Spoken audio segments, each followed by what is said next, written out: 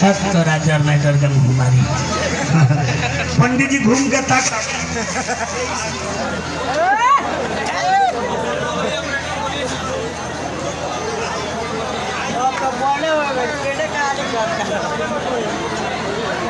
Hello generator वाला भाई ना चला होगा जब वोल्टेज बढ़ा हुआ जनरेटर के वोल्टेज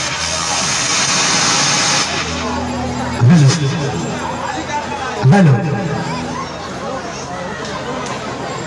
एको गो ऑपरेटर नहीं खेली जाए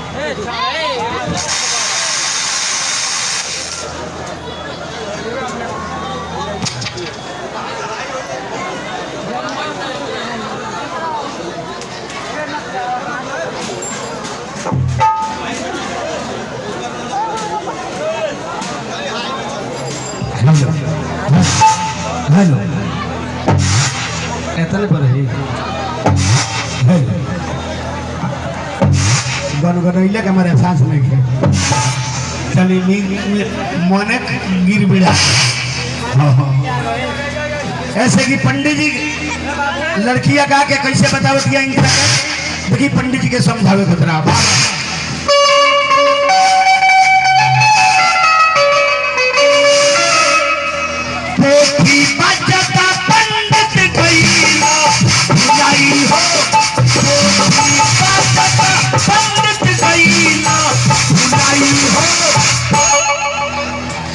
भीतर के सामान कोई से बहरी जे आइल हो पंडित जी घूम के ताकत रे सारवा गरई के मुड़ी खान उघार बा ई कब से हवा खाता हमरा था नहीं के अब तक गांव में हल्ला हो गई चर्चा परचा लोग को देहलो कि पंडितवा बड़ा छीनरा बा बियाह करावेला पेन बुक्स देखावेला अब तो हमार रोजी रोटी पिटा दो लेकिन पंडित जी सोचले लड़किया के मुंह बंद कर जरूरी बा अगर लड़किया के मुंह नहीं बंद करब तो गांव में चर्चा परचा कर दी तो बिहान से हमार रोजी रोटी पिटा जाए तो देखिए लड़किया के मुंह बंद करे तरह पंडित जी कैसे ओकर जवाब देते रहे बाबा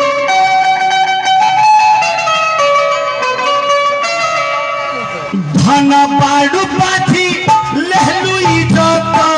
बचाई हो धन बाड़ू पाथी लहलू इज्जत बचाई हो आज जहाँ जैबू तहाँ से लमहर भेटाई हो कथी के लमहर कलर ले सारा लोग हंसता कथी के लमहर कलर ले माने ये दूल्हा से लमहर तहार दूल्हा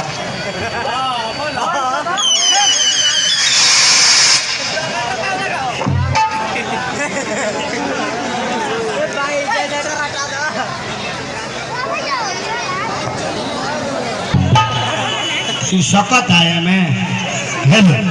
हेलो ना करे देबा हमरा के है मार दो तो नहीं ना ए घड़ी के छवारी से खतरनाक ए घड़ी के बुढ़वा भइल बा ए बड़ा के बुढ़वा में बड़ा टेम्परेचर बा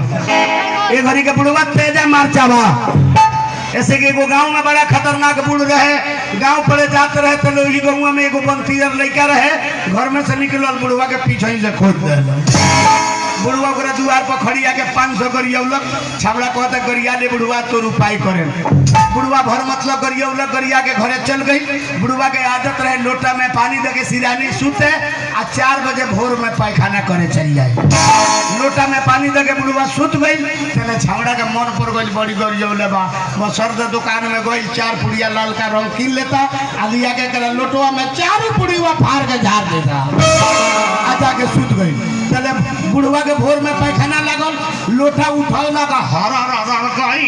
आ रोडे के कगरी हाड़ा के बैठ गई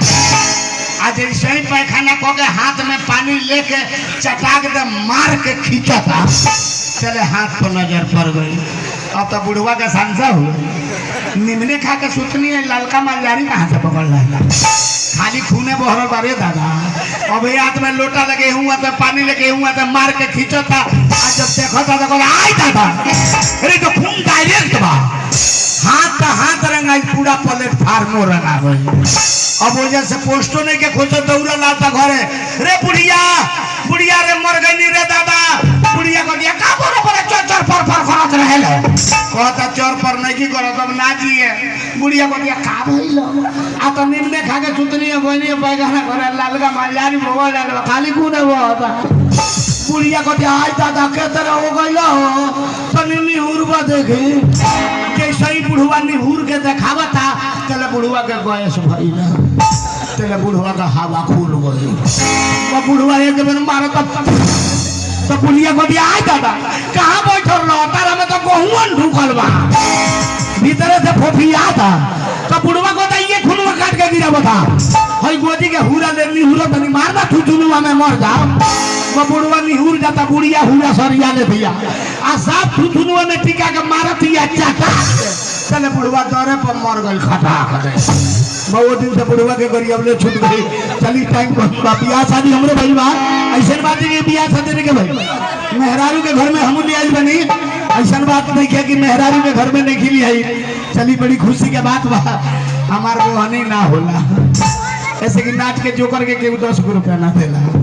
ऐसे कि नाच के जोकर कितनो बढ़िया बात कहे कितनो मजा लिया केहू 10 रुपया देला ना देला बड़ी समझदार व्यक्ति नाच के जोकर के देला जकरा अंदर लालो स्वार्थ ना होला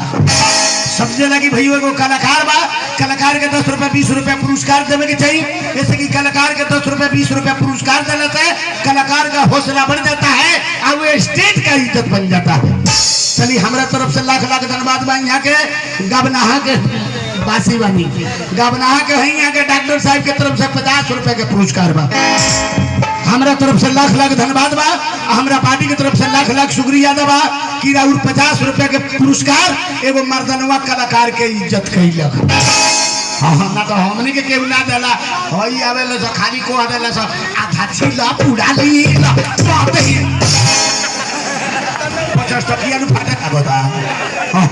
लेकिन नाच के जोकर के केहू ना देला चलिए हमारा तरफ से लाख लाख धन्यवाद बा आपने जो किया था गलती उसे मैंने माफ कर दिया आप जो किया था गलती उसे मैंने माफ कर दिया मैं अपने दिल की दर्द को साफ कर दिया मैं आपके पास कितना बार फोन किया था मगर आप अपने मोबाइल को स्विच ऑफ कर दिया हमारा तरफ से लाख लाख धन्यवाद बा हमारा पार्टी की तरफ से लाख लाख शुक्रिया दबा चल रहलवानी मेहरारू से किले खतरा घर में ढुको तो नहीं तो मौगी को या तारा कोरोना हो गई लोगे स्वतः ही नहीं करे कितना दिन हो गया मौगी के लगे कोई है आज चलते नहीं मौगी के पुलायन सुलायन ऐसे पर तीसरा में लॉकडाउन लागल 22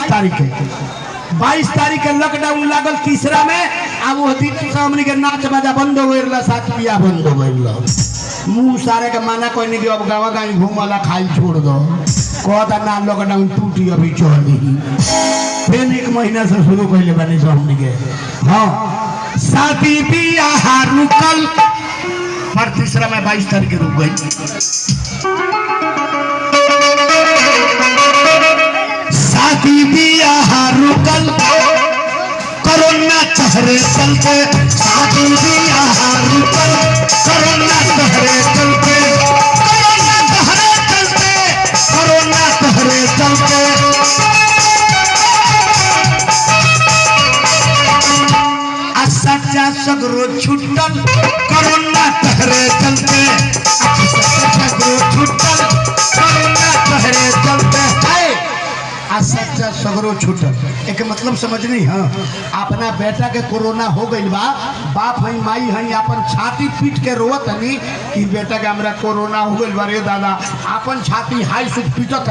लेकिन बबुआ के नहीं छुआ जो हमरो में ढुक जाए देखी कैसन माया बा सच्चा सगरो छूटल कोरोना चेहरे चलते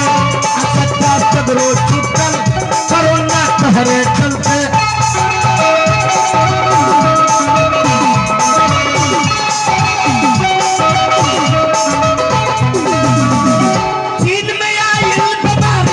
दुनिया सारी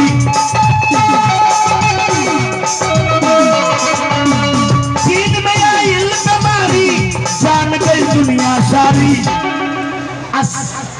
सगरो सच्चा छुटल कोरोना चेहरे चलते मुर्गा बदनाम हुआ कोरोना चेहरे चलते है मुर्गा बदनाम हुआ जैया कोरोना वायरस आइल तो कितना पोल्ट्री फार्म पोखरा में धसवा रहा कान मुर्गी में कोरोना बा। अब का 200 रुपया किलो लोग चाहता, अब कोरोना नहीं का ढुको। मुर्गा मुर्गी में कोरोना कुछ में नहीं के, कोरोना अपना साफ सफाई में बा। साफ सफाई रखे में रहुआ के कहियो कोरोना ना पकड़ी, मेहनत करम दे से पसेना गिरी कहियो कोरोना लगे ना है। कोरोना ओकरा लगे पहुंचेला जकरा दुनिया में कोनो कामे नहीं। असत्य सगरो छुटल कोरोना बहरे चलते, असत्य सगरो छुटल कोरोना बहरे चलते है। जाते ने मौगी के लगे को दिया कोरोना बोल के उधर पोलाइन पोलाइन 3 महीना तो कहीं नहीं जाते हटा देतिया। लेकिन आज पोल हाथ सुन ले बनी देहात में मेहरारू कहली तो केकरा पकड़ी सिंगार पिया मोरे आन्हर बाड़। मरद अगर आन्हरे बाड़े मेहरारू थुथुन में लिपस्टिक का पोतले बाड़ी।